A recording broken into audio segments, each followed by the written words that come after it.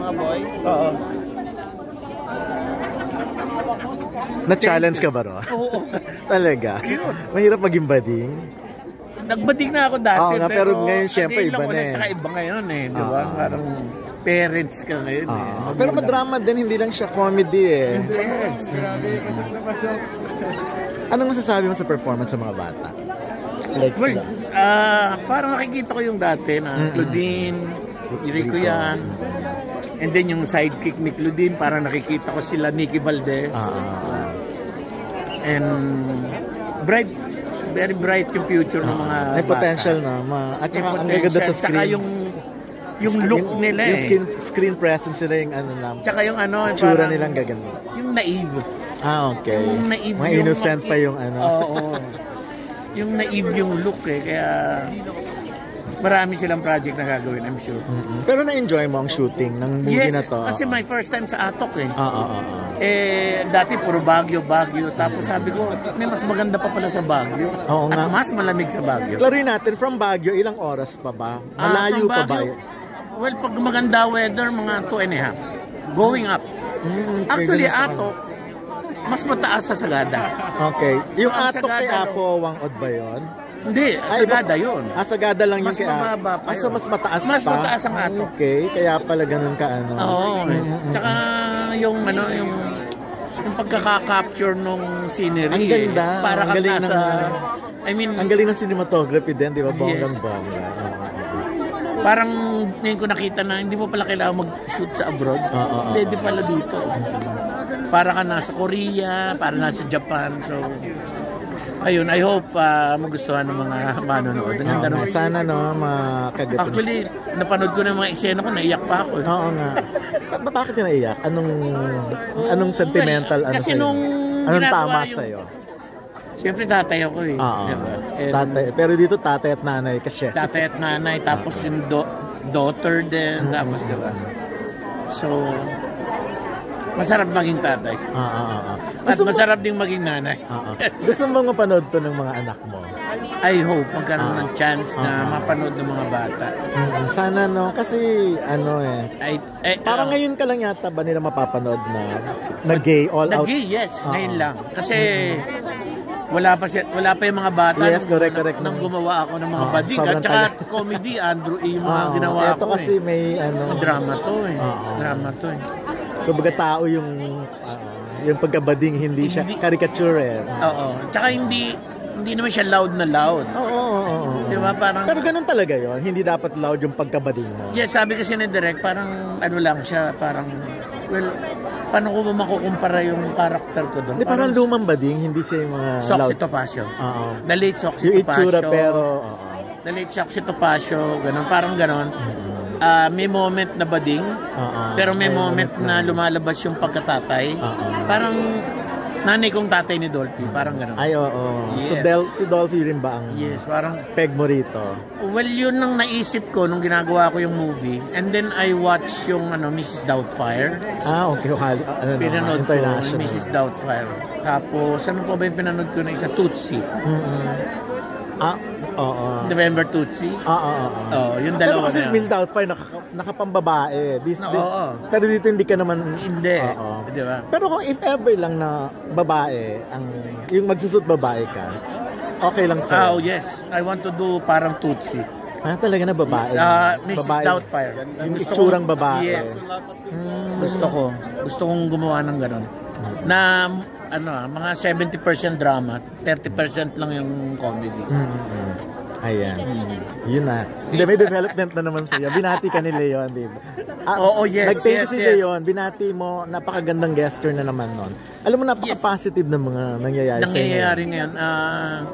Well, siguro, yung process ng healing, dahan-dahan. Time is Tapos eksakto pa yung title ng pelikula. I think yung magic ng movie.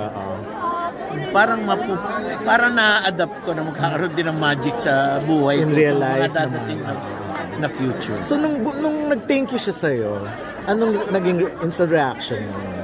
Kasi si Julia nag-text. Eto nag-thank you eh. Yes. At on Instagram pa talaga. Yes. And I'm happy nga na merong healing na nangyari, and I'm happy na na na-appreciate niya yung ginawa ko. So, ang next step, I hope magkita-kita kami ulit. Yun nga yung nararamdaman mo na. Nararamdaman ko. Sana magkita-kita kami soon. Ako kami rin pag tinitignan namin, parang magkikita na itong mga mag-aama na to. Malapit na. Siguro one of these days or di mo alam, baka bukas or next week.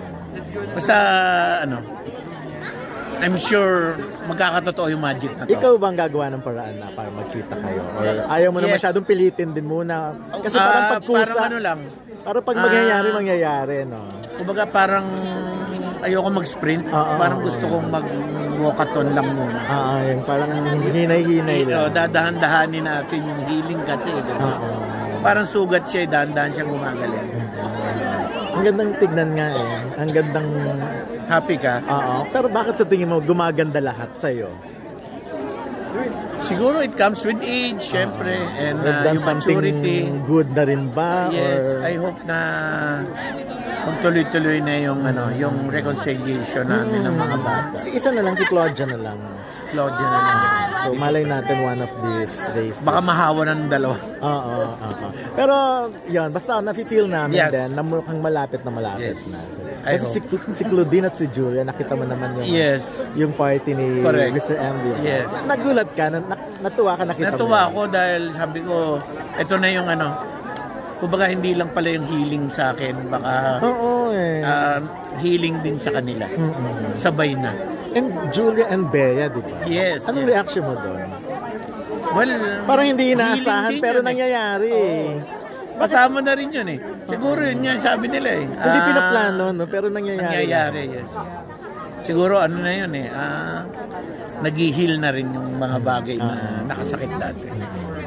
So ikaw, konti na lang. Yeah, konti na lang. Good luck, Dennis. Okay.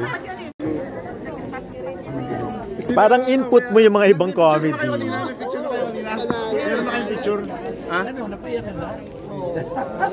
Parang input ni Dennis yung mga iba doon, no? Yes. Mukhang ikaw yun.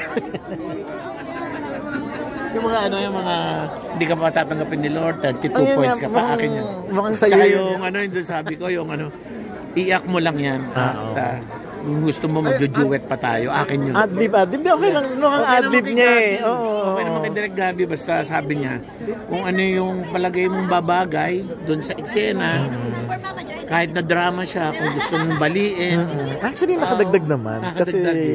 Kasi drama, tapos biglang matapos. Yes. Nagdagdag ng mas masakit. Mas painful siya. Pero yung baby kalma, doon din lang namin naisip. Kasi, talaga ba?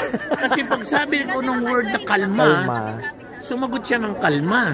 So sabi ko, kalma? Inaalala ko yung music na sikat, di ba? Baby kalma. Baby kalma. Yun nga kinanta nyo. Ituloy na namin. Hindi ko nga alam eh. Hindi kaya kami masingil. Yun, iba naman yung tono. Diba? Thank you. Hindi ka nag-selfie? Yes. Selfie ka mag-selfie? Yes.